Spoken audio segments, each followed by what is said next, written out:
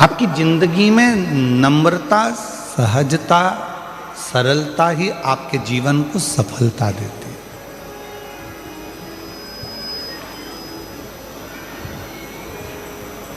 और देख लिया संसार हमने, देख लिया सब मतलब के यार हमने देख लिया। झूठे नाते झूठे रिश्ते, झूठे नाते झूठे रिश्ते, अरे झूठा है संसार हमने देख लिया। सब मतलब के यार हमने देख लिया। देख लिया संसार हमने देख लिया। वो एक भीतर से जिसके नम्रता है, भीतर से जिसकी सरलता है, भीतर से जिसकी सहजता है, वही शिव का एक प्रतिबिंब स्वरूप है। वही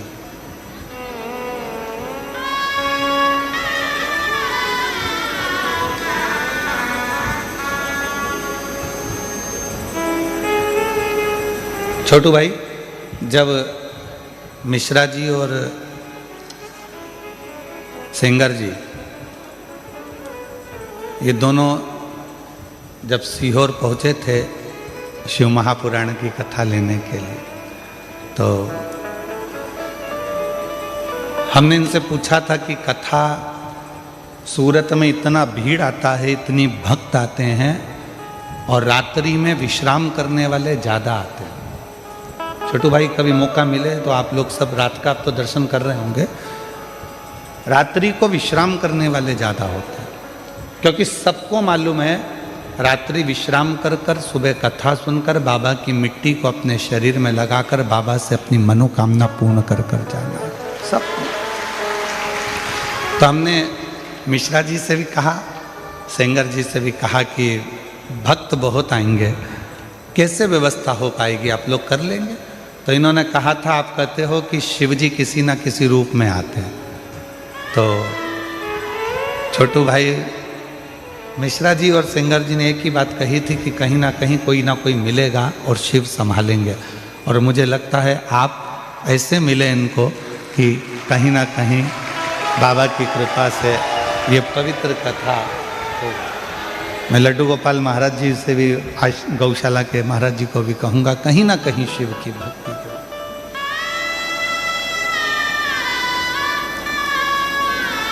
और कल की सूचना मिली हमको, इतना ट्रैफिक मुंबई में भी कथा करी तो भी इतने घंटे का जाम नहीं लगा, जो तुम इतनी लाखों की संख्या में पहले दिन आ गए कि पूरी गाड़ियां ठस ठस रही।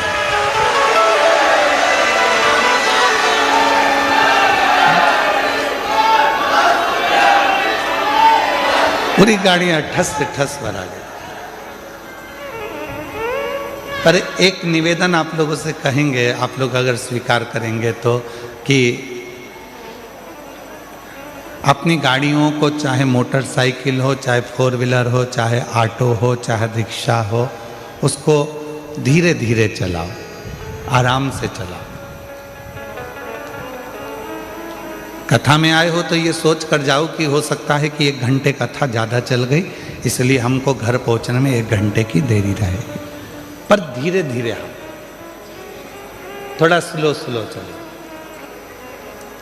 हेलमेट लगा कर रखो, सीट बेल्ट बांध कर रखो और लक्ष्य ध्यान में रखो। थोड़ा धीमा धीमा आराम से जाओ, आराम से।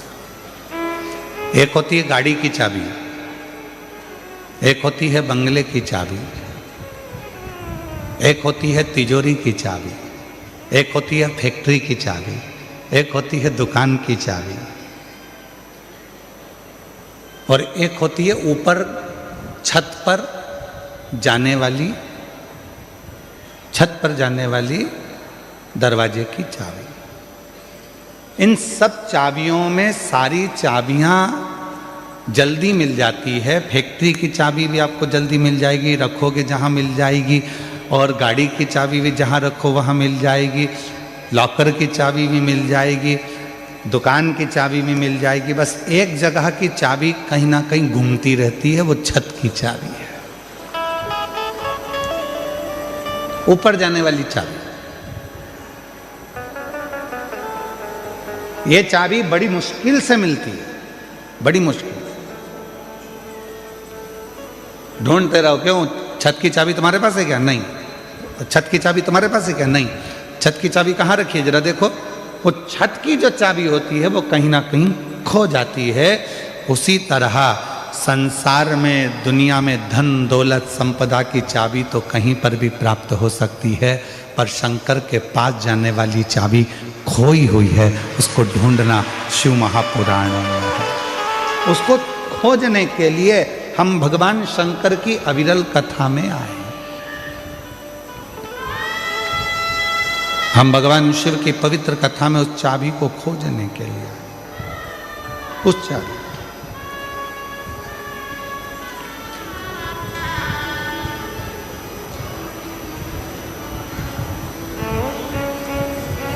और चाबी खो गई तो ढूंढना पड़ेगा, और अगर नहीं ढूंढ पाए तो फिर ताला तोड़ना पड़ेगा या फिर चाबी वाले को बुलाकर लगवाना पड़ेगा।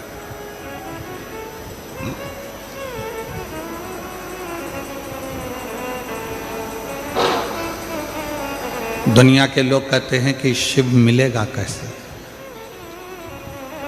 शंकर कैसे प्राप्त हो?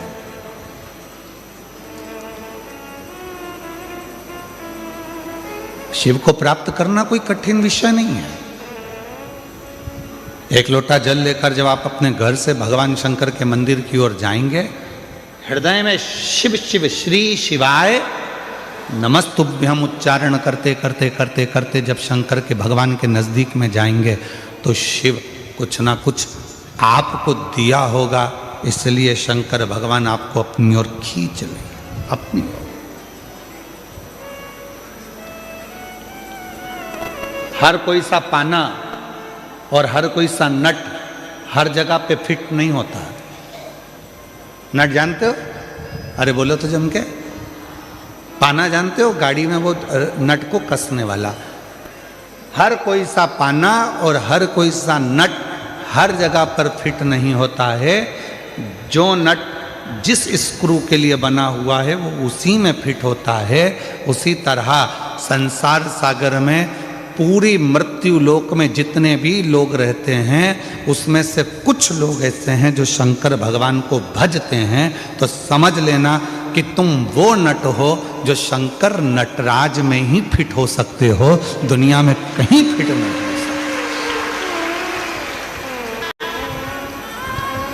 किसी की सामर्थ्यता नहीं कि आपको वो फिट कर दे।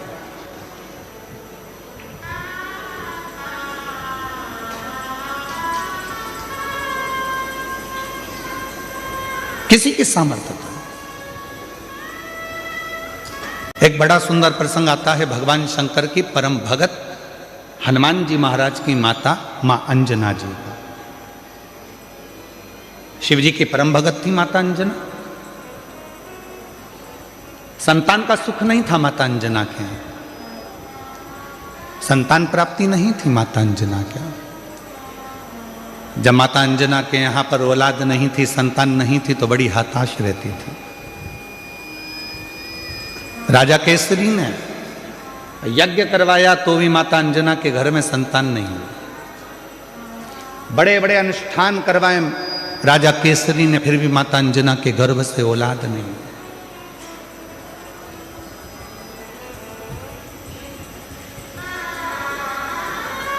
बहुत कठिन। यज्ञ करवाए, अनुष्ठान करवाए, साधना करवाई, व्रत करवाए, उद्यापन करवाए, पर अंजना के घर में, मां अंजना के यहाँ संतान का सुख नहीं। सब कुछ करा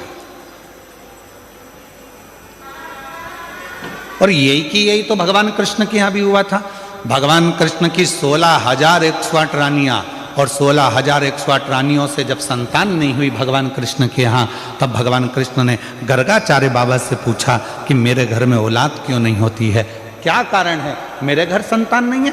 भगवान कृष्ण ने गर्गाचार्य बाबा को बुलाकर पूछा तो गर्गाचार्य बाबा ने कहा, एक कृष्ण, तुम एक एक रानी के साथ में 11-11 दिन तक शंकर भगवान के पार्थिव लिंग का पूजन करो तो तुम्हारे घर में औलाद जरूर होगी। और भगवान कृष्ण 16,108 रानियों के साथ में एक एक रानी के साथ में बैठकर 11-11 दिन तक शंकर भगवान के पार्थिव शिवलिंग का पूजन करा।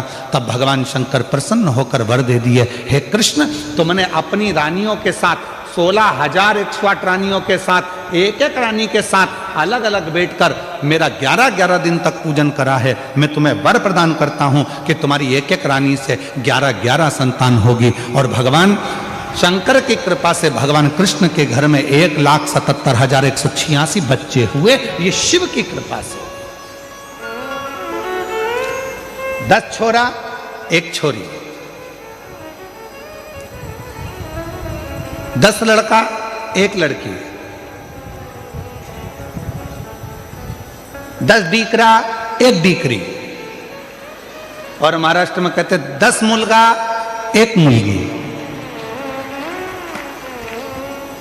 शिव की कृपा से।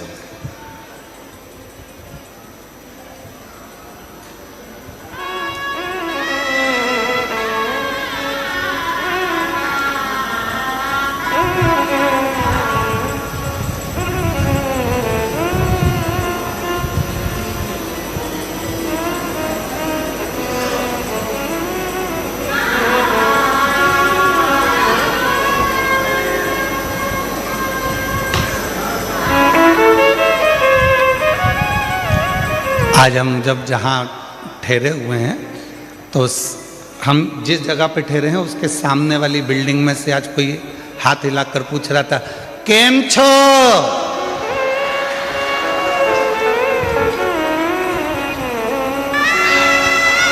हमने कहा मजा में। फिर हमने पूछा तुम केम छो? तो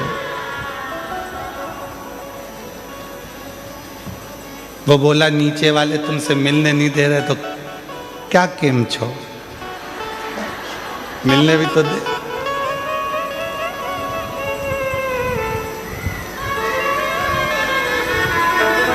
अंजना माता ने अपने पिताजी से कहा, गौतम ऋषि से, पिताजी मेरे घर में औलाद नहीं है, संतान नहीं, इसीलिए मेरा तू ही तो हमदर्द है, जिसे हर दर्द कहता हूँ, दुनिया के आगे प्रभु चुपचाप में रहता हूँ, दुनिया के आगे प्रभु चुपचाप में रहता हूँ, मेरा तू ही तो हमदर्द है, जिसे हर दर्द कहता हूँ, मेरा तू ही तो हमदर्द है, जिसे हर दर्द कहता हूँ। आया नजर ना कोई भी अपना, जब मुझको दरकार थी, जब मुझको दरकार थी, तब मेरे पथ का जीवन के रथ का तू ही बना सारथी, तू ही बना सारथी। भोले ने करी है कदम पे ये मेहरबानी मेरा तू ही तो हमदर्द है, जिसे हर दर्द कहता हूँ। मेरा तू ही तो हमदर्द है, जिसे हर दर्द कहता हूँ। किससे कहें? ब्रह्मा ब्रह्म लोक में रह रहे हैं, भगवान विष्णु वैकुंठ लोक में रह रहे हैं, इंद्र इंद्र लोक में रह रहे हैं, गरुण गरुण लोक में रह रहे हैं, वरुण वरुण लोक में रह रहे हैं। सब अपने अपने लोक में निवास कर रहे हैं। केवल एक 33 कोटि देवता में केवल एक देवता है, वो देव अधिदेव महादेव है, जो इस पृथ्वी पर रहता है। और उससे जो कहा जाता है वो दिल से सुनकर हमारी झोली खुशियों से भर दे। एक देव, और वह देव अधिदेव महादेव। बोल बम का नारा है, सारी समस्या का हल श्री शिवाय। केवल एक देव है, और वह देव अधिदेव महादेव है, जो पृथ्वी पर रहते हैं, मृत्यु लोक में रहते हैं। कभी आपने शंकर भगवान को किसी सिंहासन पर नहीं देखा, कभी आपने शंकर भगवान को किसी ऊंचे स्थान पर नहीं देखा। शंकर भगवान को देखा तो एक पत्थर पर, एक पर्वत पर, एक पहाड़ी पर बैठे हुए देखा। क्यों? ये पहाड़ी, ये पत्थर, ये पर्वत सब मृत्यु लोक में हैं। इसलिए मेरा शिव भी इस पृथ्वी लोक में, मृत्यु लोक में रहता है।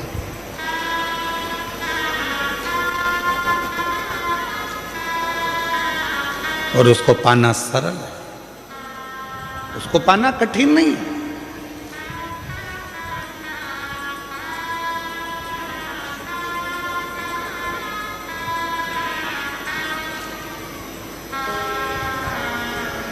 शिव कथा कह रही है, माता अंजना के घर में औलाद नहीं थी। गौतम बाबा ने उनको समझा दिया कि शिव की आराधना कैसे करना है। उन्होंने शंकर की आराधना करना प्रारंभ कर दिया। कोई साधारण भक्ति माता अंजना ने नहीं करी, शिव जी से लगन लगाकर बैठ गई। शंकर भगवान से अब केवल संतान नहीं, शंकर भगवान को तो अब ये विचार कर कर बैठी है कि मेरे घर में अगर औलाद हो तो शिव ही मेरे घर में संतान के रूप में जन्म। इतनी श्रेष्ठ भक्ति माता अंजना ने कर ली, इतनी प्रखर भक्ति माता अंजना ने कर ली। और मेरी कई जीजियां कहती हैं, एक पत्र है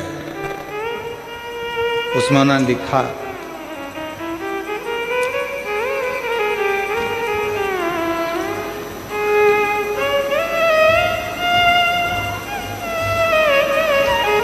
मेरा नाम शोभा बेन है,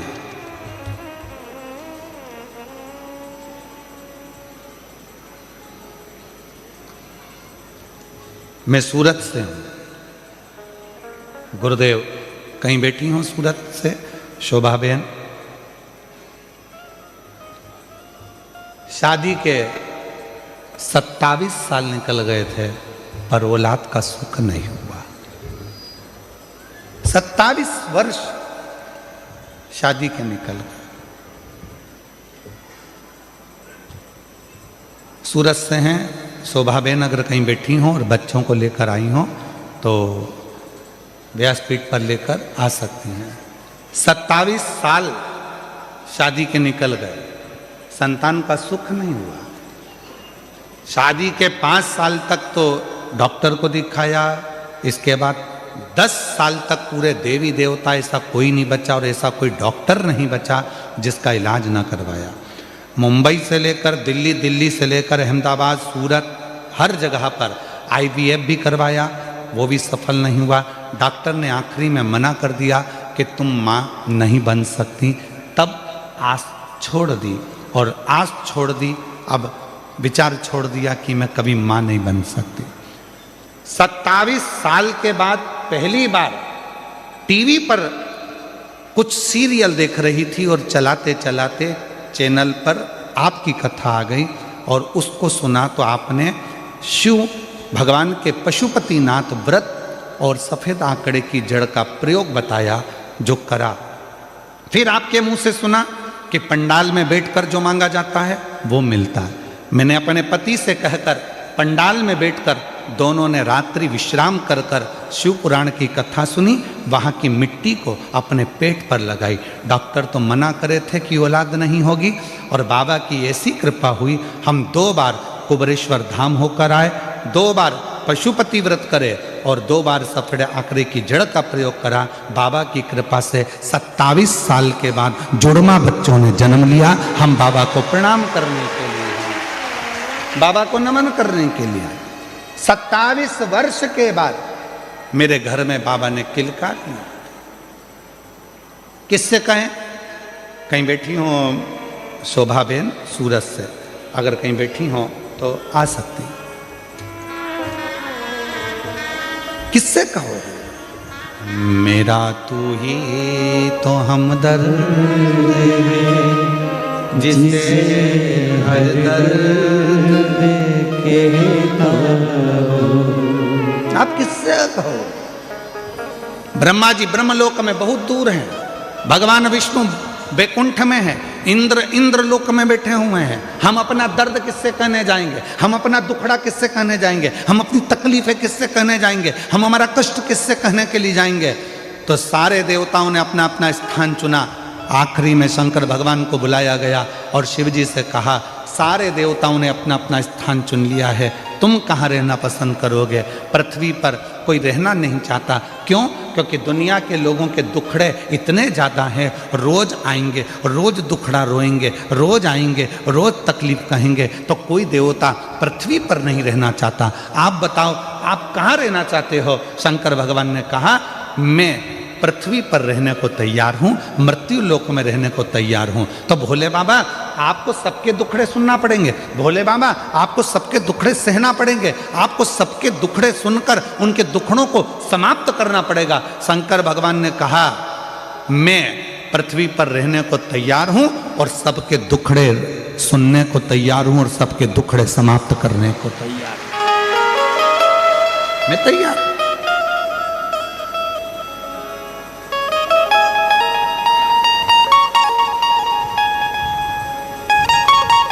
कोई तकलीफ नहीं मुझे। तो सारे देवताओं ने भगवान शंकर भगवान से कहा, भोले बाबा स्कंद पुराण का ये चरित्र कथा है। सारे देवताओं ने एकाग्रित होकर भगवान शिव जी से कहा, आज हम सारे देवता वचन देते हैं कि दुनिया का व्यक्ति, मृत्यु लोक में रहने वाला यदि मनुष्य, संसार सागर में रहने वाला यदि मानव भूलवश भी शंकर भगवान की भक्ति कर लेगा तो उसका सारा दुखड़ा हम 33 कोटि देवता शिव जी के साथ मिलकर समाप्त कर देंगे। शिव की अविरल भक्ति का वो बल है।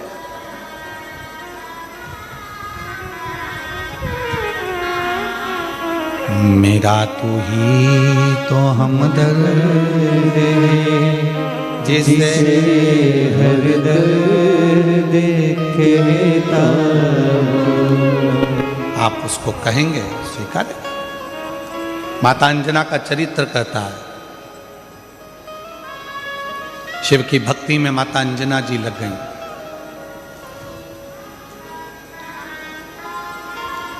ऐसी मेरी माता अंजना ने भगवान शंकर की अविरल भक्ति करी, ऐसी भक्ति करी, परीक्षा ली। शंकर भगवान ने पार्वती जी को भेजा, भोलेनाथ जी ने जाकर कहो अंजना को कि क्या चाहिए, क्यों इतनी कड़क भक्ति कर रही हो, किस लिए? अंजना देवी के पास में पार्वती जी पहुंची और कहा, क्या चाहिए? अंजना ने कहा, मुझे संतान चाहिए। संतान? हाँ। कैसी संतान? तो कहा, जिस शंकर भगवान की मैंने पूजन करी है वही शिव मेरे पुत्र के रूप में जन्म ले, बस ऐसी ही मेरी कामना है, ऐसी ही मेरी कामना है, और कुछ।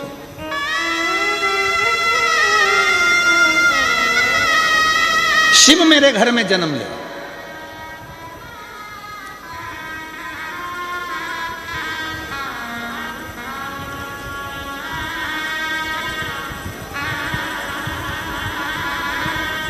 पार्वती जी ने शिव जी से कहा, अंजना माता चाहती हैं आप उनके घर में जन्म ले लो। शंकर भगवान ने कहा कि मैं आजन्मा हूं, मेरा कभी जन्म नहीं होता। भगवान नारायण राम जी का रूप धर सकते हैं, भगवान नारायण कृष्ण का रूप रख सकते हैं, भगवान नारायण दत्त का रूप रख सकते हैं, भगवान नारायण कल्कि रूप रख सकते हैं, भगवान नारायण परशुराम स्वरूप धर सकते हैं, पर भगवान शंकर बोले कि मैं कभी अपना रूप नहीं रख सकता, मैं आजन्मा हूं, जन्म और मृत्यु से मैं परे हूं, इसलिए मेरा कोई दूसरा जन्म नहीं हो सकता। आपका दूसरा जन्म नहीं हो सकता तो फिर कुछ तो कृपा करो। तब भगवान शंकर भगवान ने कहा तुम चिंता मत करो, अंजना के गर्भ से मेरा ही एक अंश प्रकट होगा जिसका नाम स्वयं पवन पुत्र हनुमान होगा, लोग उसे हनुमान कहें। तुम क्यों चिंता करते हो? ठीक है प्रभु। और आया समय और माता अंजना के गर्भ से भगवान श्री हनुमान जी महाराज का प्रागट्य। पर हनुमान जी महाराज का प्रागट्य तो हुआ, पर शिव जी की एक लीला है, आपको मालूम है? देवता देते हैं पल्ला झाड़ कर और मेरा महादेव देता है छप्पर फाड़ कर। अभी तक अंजना माता के गर्भ से एक भी औलाद नहीं थी, पर भगवान शिव ने कृपा कर दी तो अंजना जी के गर्भ से भी 6 बच्चों ने जन्म लिया। आप लोग कथा में श्रवण करे हैं पूर्व में, हनुमान गतिमान रतिमान मतिमान वर्तिमान, ऐसे हनुमान जी के कई भाई हुए, कई भाई हनुमान जी के हुए। और हमने पहले भी कहा है, जिसकी फैक्ट्री ना चलती हो, बहुत दुकान ना चलती हो, तो हनुमान जी के पाँव का थोड़ा सा सिंदूर लेकर यदि उस सिंदूर को किसी भी फैक्ट्री या दुकान में हनुमान जी के छोटे भाई गतिमान के नाम से अगर एक बिंदी भी सिंदूर की रख दी जाती है तो वो दुकान और फैक्ट्री भी झड़के से चलना प्रारंभ हो जाती है। गतिमान हनुमान जी के छोटे भाई, एक हनुमान जी के छोटे भाई हैं मतिमान। जब व्यक्ति डिप्रेशन में जाता है, एकाग्र चित्त नहीं रह पाता है,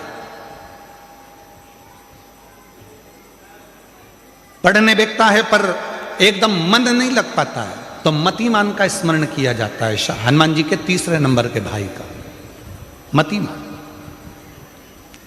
और कहते हैं एक दुर्वा यदि मतिमान के नाम से शंकर भगवान की शिवलिंग पर चढ़ा दी जाए और उसी दुर्वा को वापिस लेकर आया जाए, अंधेरा होने से पहले, सूर्य अस्त होने के पहले, शाम के प्रदोष के पहले यदि उस दुर्वा को उस व्यक्ति को चबा चबा कर खिला दो तो डिप्रेस हो रहा है, डिप्रेशन में है, चिंता में है, टेंशन में है और उसका विवेक काम नहीं कर रहा, बुद्धि स्थिर नहीं हो पा रही है या पढ़ने में मन नहीं लग पा रहा है, तो उसको आप एक दुर्वा मतिमान हनुमान जी के 3रे नंबर के भाई मतिमान के नाम से अगर खिला देते हैं तो उसकी बुद्धि केंद्रित होना प्रारंभ हो जाती है और वो डिप्रेस से हटना प्रारंभ हो जाता है, मन स्थिर होने लगता है। मतिमान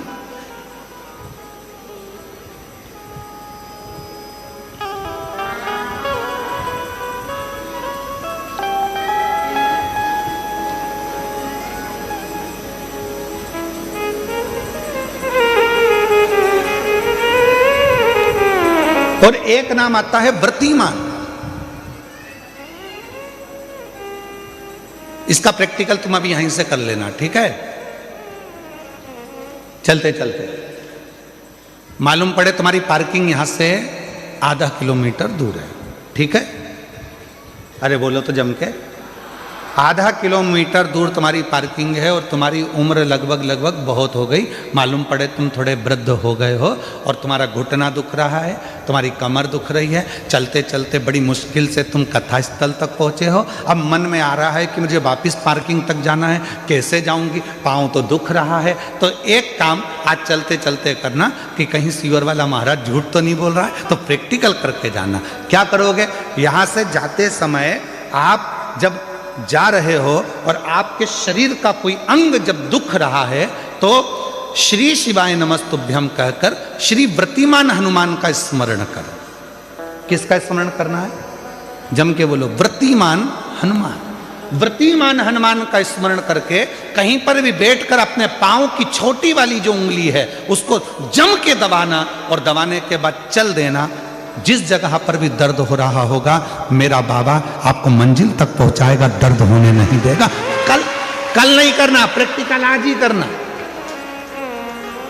काल करे सो आज कर।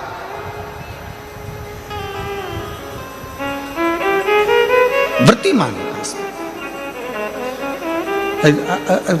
आज करेंगे गुरुजी, 3 महीने में फर्क दिखेगा। तुम तो आज की आज का बताओ ना कि आज की आज में फल कैसे मिले। तुम तो बिल्कुल तैयारी में बैठो।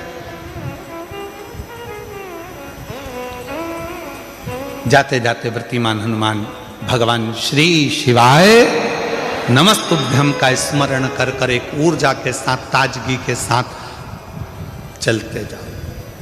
शिव थोड़ा बहुत नहीं देते, मेरे भगवान देते हैं छप्पर फाड़ कर।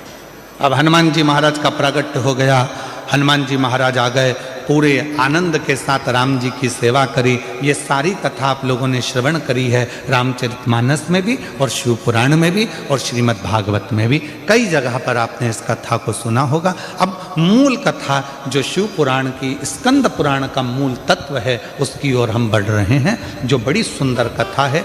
स्कंद पुराण के रेवाखंड की ये कथा, स्कंद पुराण के रेवाखंड में से इस कथा को लिया।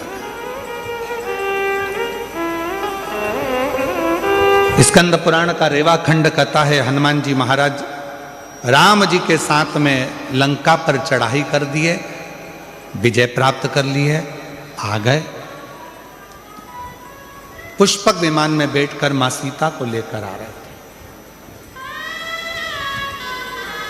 अब आइए मुख्य कथा, स्कंद पुराण शिव पुराण की वो कथा जो अपने अंदर अपने को उतार आ रहे हैं।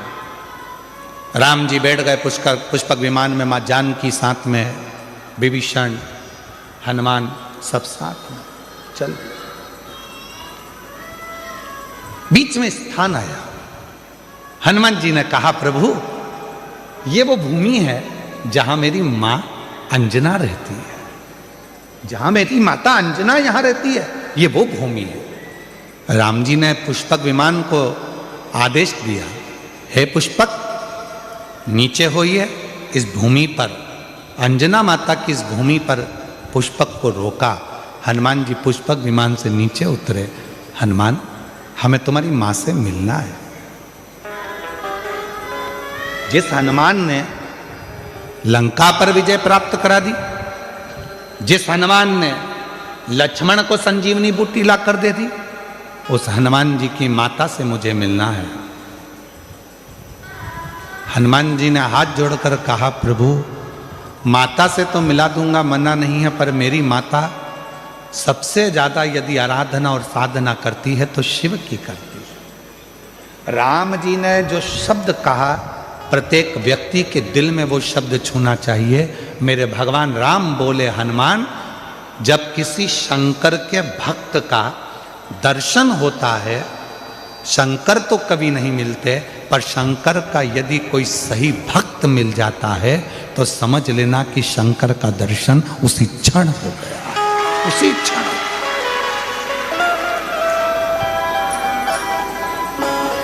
उसी क्षण शिव का दर्शन उसी पल हो गया, शंकर भगवान का दर्शन उसी पल हो गया।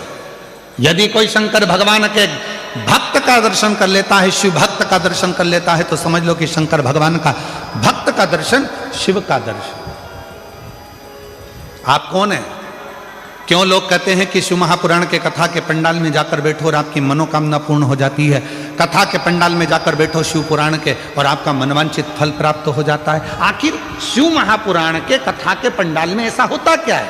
उसका एक कारण है, इतने सारे शिव भक्त जिनको किसी ने गाड़ी नहीं भेजी, जिनको किसी ने टिकट का पैसा नहीं दिया, जिनको किसी ने बहुत सारे अच्छी जगह नहीं दी गई कि तुम यहाँ आराम से बैठना, यहाँ आराम से खाना, आराम से रहना, ऐसा नहीं।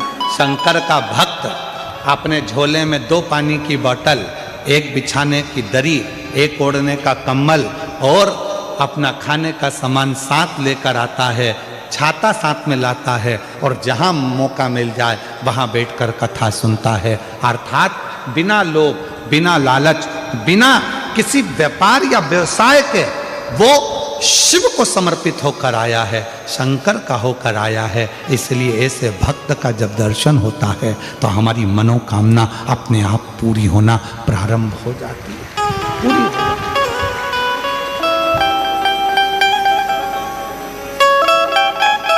एक पत्र है, अच्छा है।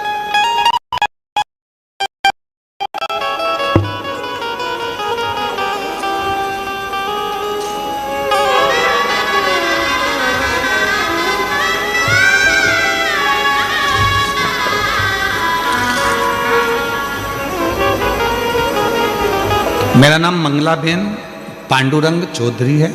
मैं डिंडोली सूरत में रहने वाली हूँ। कहीं बैठी हो तो हाथ हिला सकती हैं। मैं बाबा का जितना भी वर्णन करूं कम है। बाबा की मुझ पर अनंत कृपा है।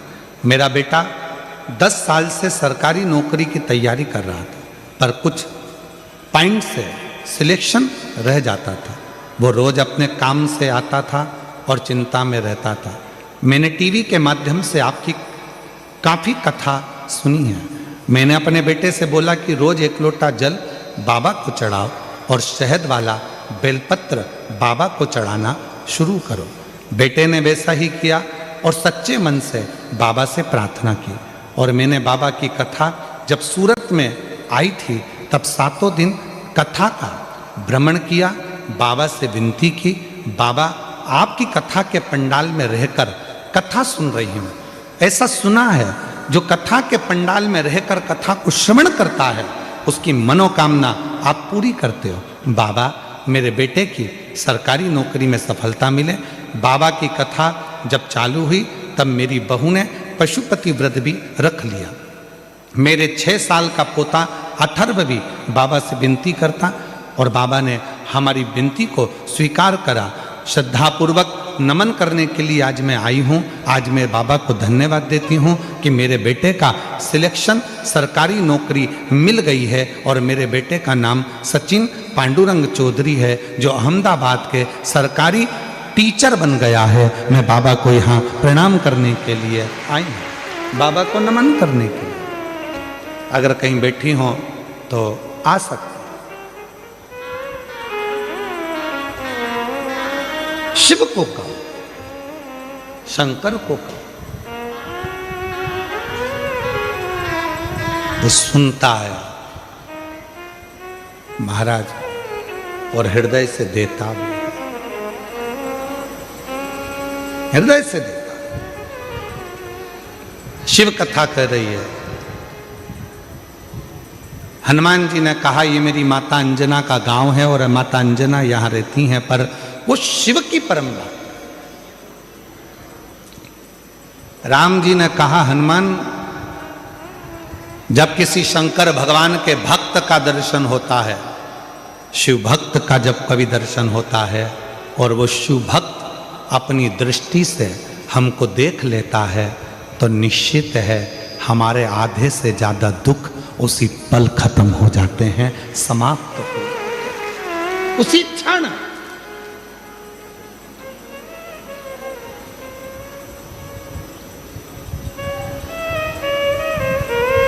इसीलिए हमको लगता है ज्यादातर भक्त लोग, कोई शिव भक्त मिलता है तो जम के आवाज लगा देते हैं हर हर महादेव।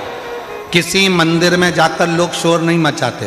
द्वारकाधीश के मंदिर में जाओ कोई शोर मचाता नहीं मिलेगा, जगन्नाथ जी के मंदिर में जाओ कोई शोर मचाता नहीं मिलेगा। जितने भी भारत की भूमि पर स्वामी नारायण आदि मंदिर हैं वहाँ दर्शन करने के लिए जाओ कोई शोर मचाता नहीं मिलेगा। जितने भी बड़े बड़े मंदिर हैं किसी मंदिर में कोई शोर मचाता नहीं मिलेगा।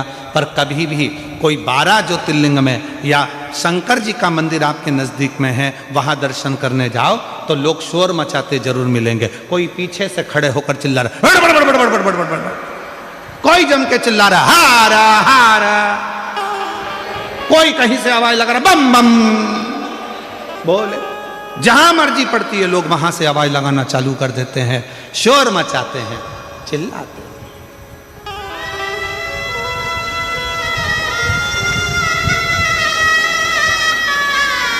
शिव के नाम लेकर।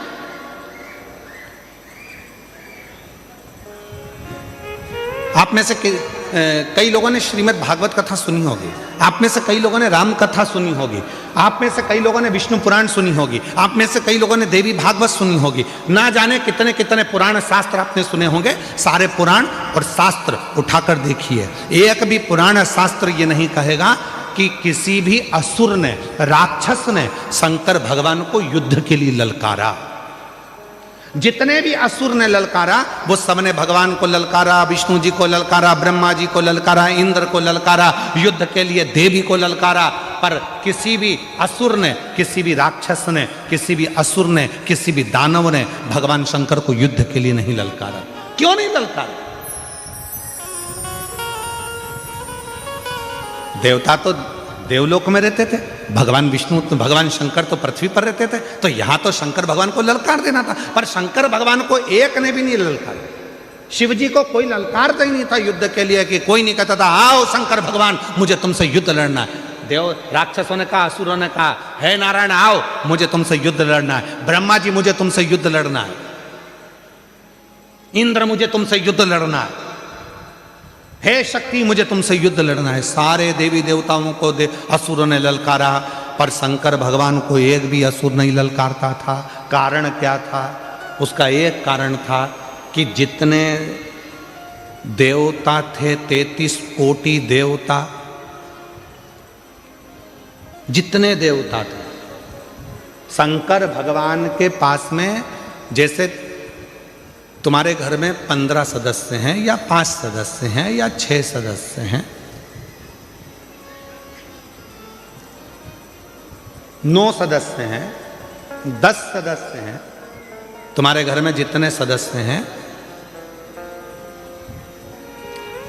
प्रत्येक सदस्य के पास में जैसे 33 कोटि देवता हैं, और 33 कोटि देवता में एक देवता के पास में जितना बल है, एक देवता के पास में जितनी सेना है, स्कंद पुराण कहती है, लिंग पुराण कहती है, शिव पुराण कहती है कि 33 कोटि देवता, और 33 कोटि देवताओं से अंदाजा लगाना कि एक देवता की गिनती में अगर हम लेते हैं तो ऐसे मिलाकर 33 कोटि देवता होते हैं, और 33 कोटि देवता के 33 कोटि गण शिव जी के पास हैं। अब तुम घर जाके जरा अंदाजा लगाना कि कितने हो गए। मतलब शंकर भगवान के पास में 33 कोटि अगर देवता हैं तो 33 कोटि देवता के 33 कोटि कोटि गण हैं शिव जी के पास। शास्त्र कहता है शंकर भगवान के गण जब जम के चिल्लाते थे, एक साथ जब आवाज लगाते थे और जो चिल्लाकर दौड़ते थे, तो जितने भी असुर हैं उनकी धर्म पत्नियां जो गर्भ से होती थीं उनका गर्भ गिर जाता था, और असुरों के कान में से रक्त बहना प्रारंभ हो जाता था। युद्ध की तो जरूरत ही नहीं पड़ती थी, गणों के चिल्लाने से ही असुर मर जाते थे, प्राण छूट जाते थे चिल्लाने से।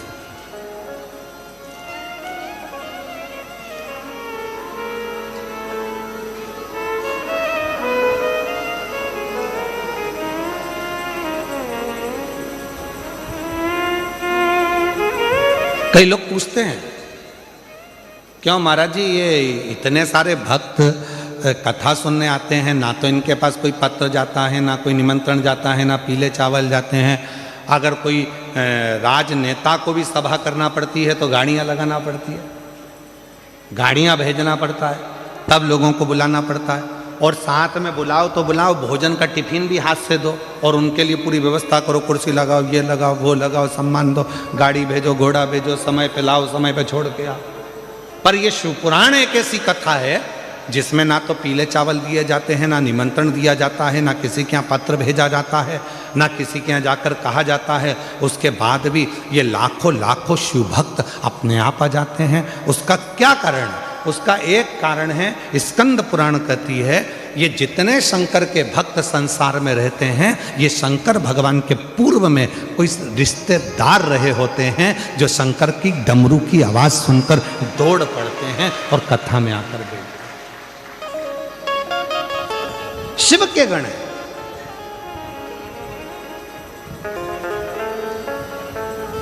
इसलिए महादेव नमन चरणों में स्वीकार कीजिए, सबका किया है मेरा भी उद्धार कीजिए, उद्धार कीजिए। हे त्रिकुंडधारी, हे त्रिशूलधारी, हे त्रिपुंडधारी, हे त्रिशूलधारी। चरणों में तेरे बाबा जी पावन है चारों धाम, तेरी देव करते वंदना, पूजे सीताराम। चरणों में तेरे बाबा जी पावन है चारों धाम, तेरी देव करते वंदना, पूजे सीताराम। हो जाए पूरी कामना, हो जाए पूरी कामना, उपकार कीजिए, सबका किया है मेरा उद्धार कीजिए, उद्धार कीजिए। हे त्रिपुंडधारी, हे त्रिशूलधारी, हे त्रिपुंडधारी, हे त्रिशूलधारी। अब जरा विचार करिएगा,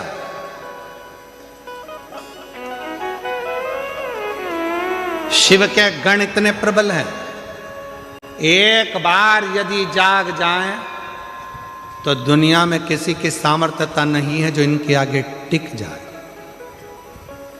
ये कथा संत, साधु, महात्मा, प्रवचन क्या कर रहे हैं? आपको जगाने का काम ही तो कर रहे हैं। ये जगाने का ही तो काम कर रहे हैं। आज जो बांग्लादेश में हो रहा है, हिंदुओं को पूछकर जिंदा की जिंदा लटकाकर उसमें आग लगाई जा रही है। आज जो बांग्लादेश में हो रहा है, हिंदुओं को पूछकर जो जिंदा लटकाकर आग लगाई जा रही है, वो दिखाया जा रहा है, वो दिखाने का प्रयास कर रहे हैं।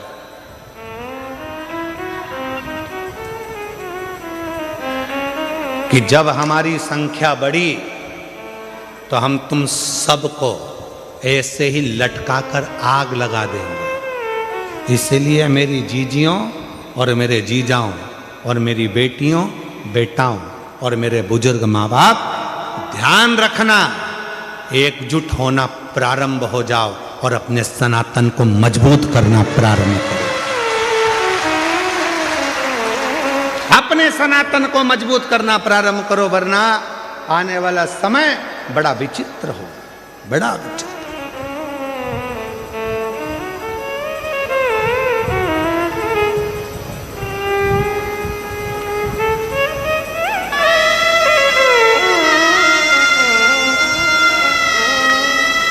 वो तो आपके गुजरात के दो प्रबल मेरे वल्लभ भाई पटेल जी की कुछ कृपा की मूर्ति आप लोगों ने दिल्ली में बिठा रखी है तो सनातन धर्म की मजबूताई बहुत प्रबल हो रही है। सनातन धर्म प्रखर हो रहा है, प्रबल हो रहा है।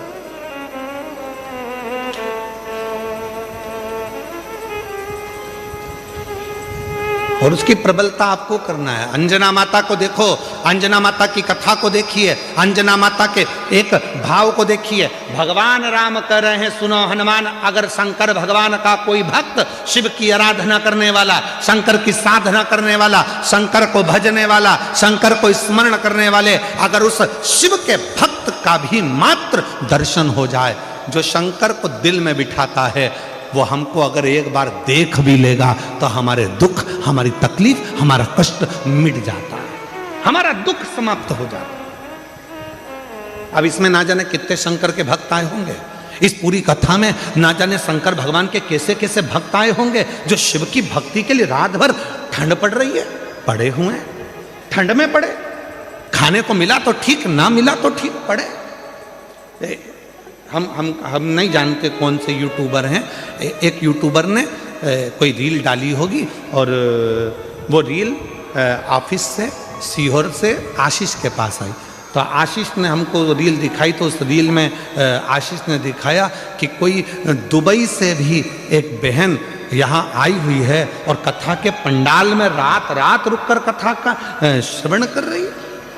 वो दुबई वाली बहन कहाँ बैठी है? अगर बैठी हो तो मैं निवेदन करूँगा कि आप ही हैं, आ जाओ आ जाओ आ जाओ। ये दुबई से कथा सुनने के लिए आई और कथा के पंडाल में रात्रि विश्राम कर कर कथा का लाभ ले रही। और मैं उन यूट्यूबर को भी धन्यवाद दूंगा जिन्होंने इनकी रील डाली। अगर वो भी, अगर उनके, उसका नाम तो मुझे मालूम नहीं है और यूट्यूबर कौन सा है वो भी नहीं ध्यान में, पर अगर वो यूट्यूबर अगर यहाँ बैठे हों तो मैं उनको भी निमंत्रण दूंगा कि वो भी पधारें, कि आपकी रील के कारण आज पूरा सनातन धर्म को ये मालूम पड़ रहा है कि शिव की भक्ति कैसे होती है, शंकर की साधना कैसी होती है, शिव की आराधना कैसी होती है, शिव भक्ति कैसी होती है। और फिर निवेदन करूं मैं इस गुजरात की पवित्र भूमि से, सूरत की पवित्र भूमि से, जितने यूट्यूबर हैं, जितने सोशल मीडिया है, और जो आप लोग अपनी चैनल के माध्यम से, अपने यूट्यूब के माध्यम से रील बनाने वाले जितने भी यूट्यूबर हैं, आज आपने सिद्ध कर दिया इस शिव महापुराण की एक एक रील बनाकर कि हमारा सनातन धर्म ऐसा है, हमारे सनातन धर्म की जागरूकता है ऐसी। आप सनातन को मजबूत कर रहे हैं। सारे यूट्यूबरों को, जितने भी यूट्यूबर लगे हैं सूरत के, गुजरात के, उन सबको मैं नमन करता हूं, प्रणाम करता हूं, आपकी भक्ति को, आपकी सनातन की जागरूकता को।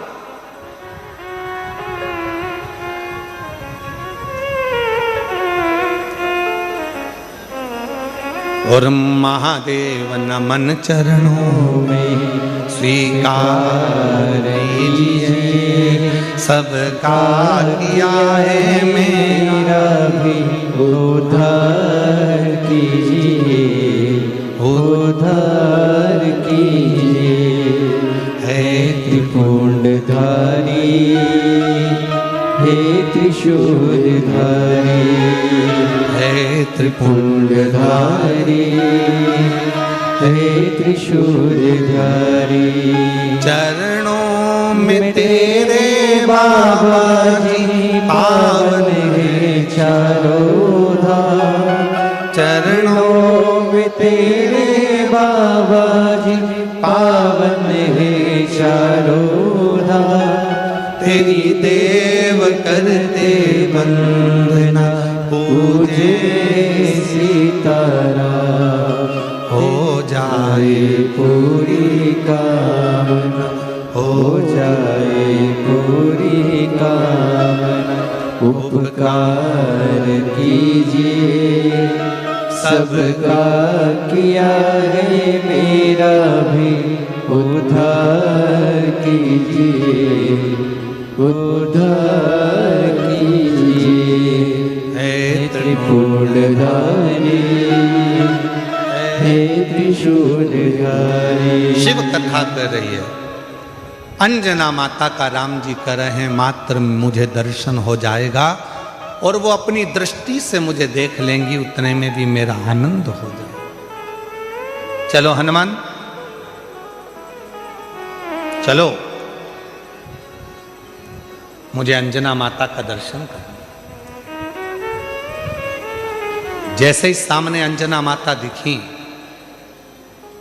राम जी ने झुककर प्रणाम किया, नमन किया।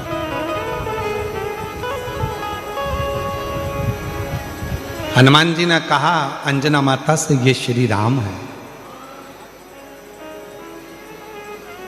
ये इनके छोटे भाई लक्ष्मण जी हैं, ये माता जानकी जी हैं। सबको मिलाया। अंजना जी ने कहा कि हनुमान, घर में कुछ पाने के लिए नहीं जाओ, अतिथि आए हैं, इनके लिए कुछ थोड़ा कंदमूल फल लेकर आओ, इनके लिए थोड़ा कंदमूल फल लेकर जाओ। अरे वाह वाह वाह, तेरी कृपा का क्या है भरोसा, कब किस पर हो जाए जरा सी हम पर कर दो, जरा सी हम पर कर दो। तेरी कृपा का क्या है भरोसा, कब किस पर हो जाए जरा सी हम पर कर दो, जरा सी हम पर कर दो। जिस पर भी हो गई तेरी कृपा करुणा, वो भव पार हुआ, भव पार हुआ। पापी हो चाहे जितना, उसका भी बाबा उद्धार हुआ, उद्धार हुआ। गिद्ध अजामिल गणिका जैसे तेरे मन को भाए। बच्ची 2 दिन से रो रही है बाहर खड़े होकर, केवल उसको मिलना था। एक बार जोरदार ताली बजाओ, आज व्यासपीठ पे दौड़ के आई है। गिद्ध अजामिल गणिका जैसे तेरे मन को भाए, जरा सी हम पर कर दो। मैंने कहा कि हनुमान जाओ, घर में कुछ पाने के लिए नहीं है, तुम जल्दी जाओ दौड़ के कंदमूल फल लेकर। अतिथि आया है, मेहमान आया है। शिव महापुराण की कथा कहती है अतिथि शिव का एक रूप होता है। अतिथि शिव का एक रूप होता है। इसीलिए हमारे यहाँ सनातन धर्म में कहा, शिव महापुराण की कथा के पंडाल में अगर कोई रात्रि रुककर कथा का इंतजार कर रहा है, सुबह स्नान आदि कर कर भगवान शिव की कथा के लिए बैठा हुआ है, इंतजार में डूबा हुआ है, वो कोई साधारण नहीं है, स्वयं मेरा देव अधिदेव महादेव है, शिव है। इसलिए मेरी जीजियों, प्रयास करा करो अपने घर से। अब गुजराती भाषा में तो क्या, गुजरात के लोग तो वैसे भी खाने में और खिलाने में बड़े होशियार होते हैं, और उसमें भी सूरत के।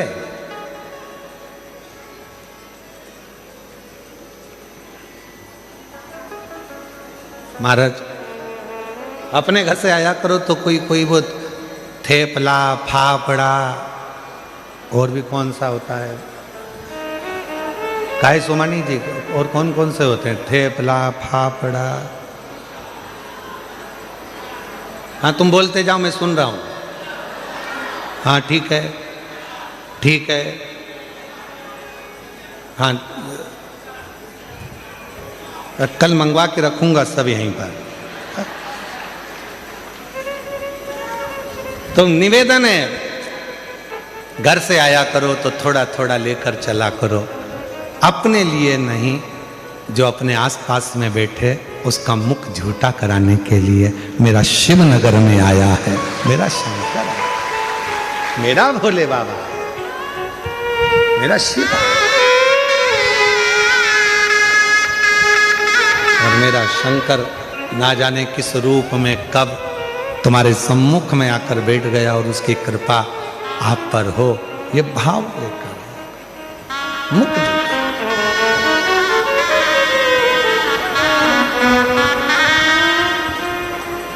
शिव कथा करे, भगवान शंकर का संवाद करा,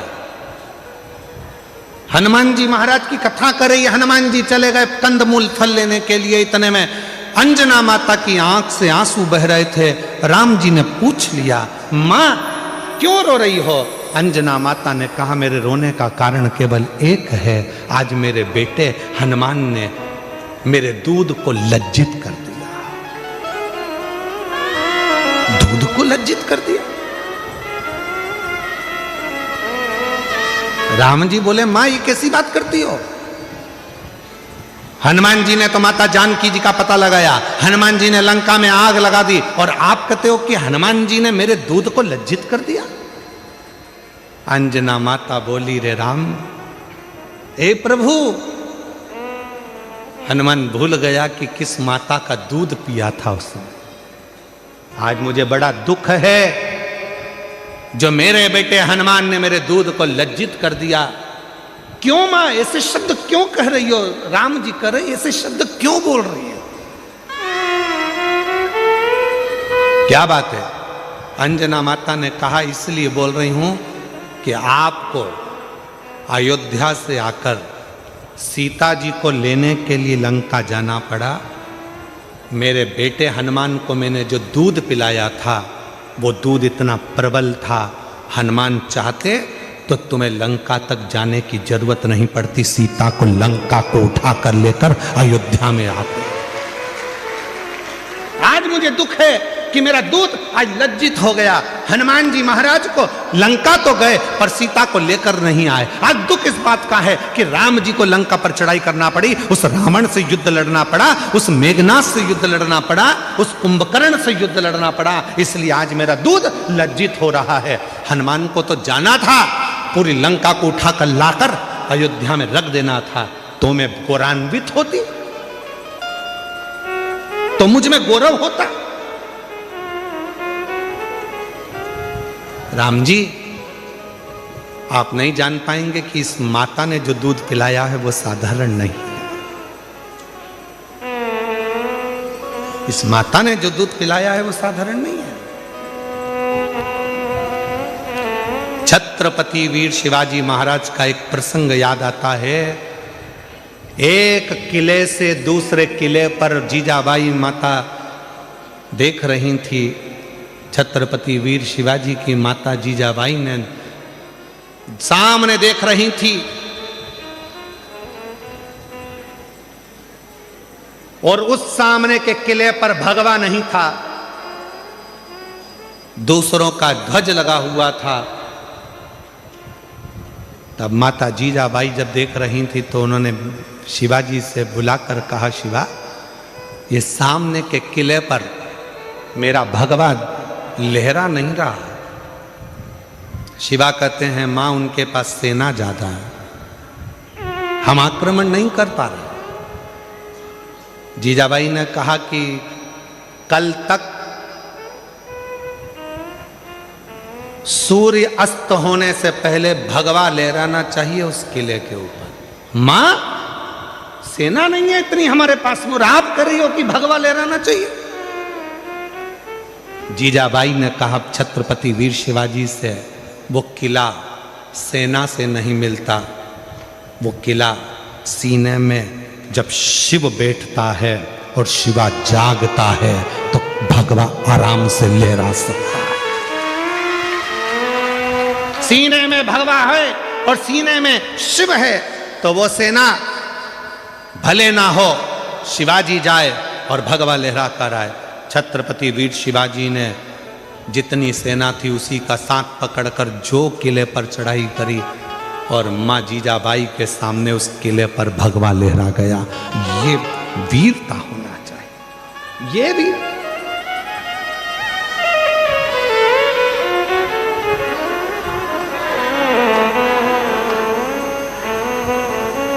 पहले का वीर, पहले का पुत्र, पहले का एक एक युवान व्यक्ति अपने राष्ट्र के लिए समर्पित होता था। आज के जमाने में ना जाने युवानों को हो क्या गया, वो मोबाइल पे इतने समर्पित हो गए कि राष्ट्र के लिए क्या समर्पित हो रहा है,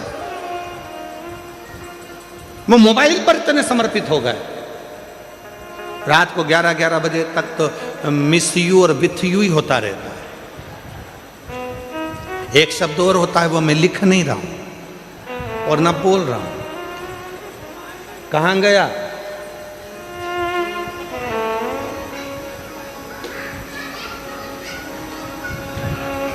आप किसी व्यक्ति से जितना प्रेम करते हो उससे 1 लाख ज्यादा गुना प्रेम अपने भारत भूमि के राष्ट्र से होना चाहिए, अपनी भारत भूमि से होना चाहिए।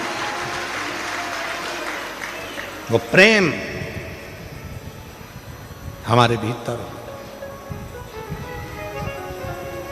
तो वो कहे ना, उठो जवान देश के वसुंधरा पुकारती, उठो जवान देश की वसुंधरा पुकारती, ये देश है पुकारता पुकारती माँ भारती, ये देश है पुकारता पुकारती माँ भारती।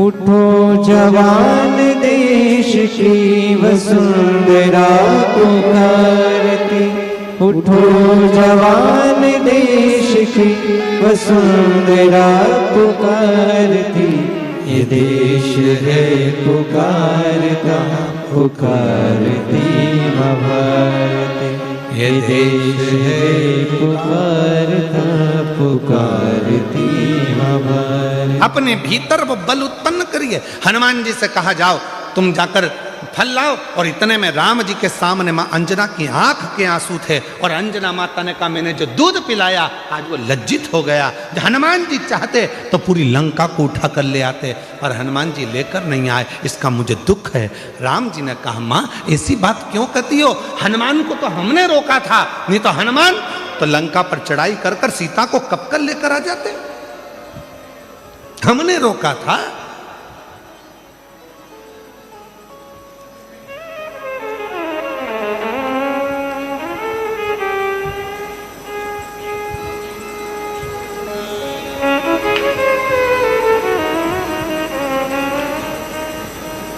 और महाराज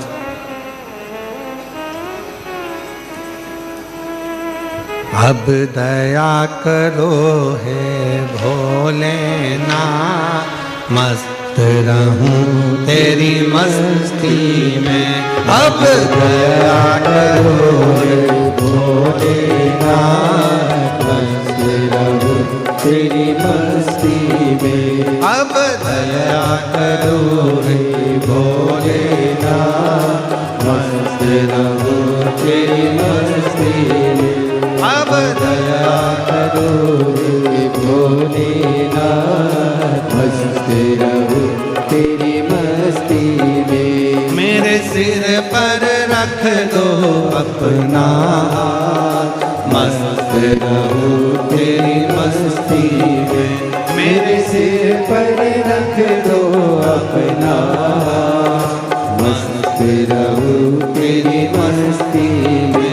अब दया करो है भोलेनाथ, मस्त रहूं तेरी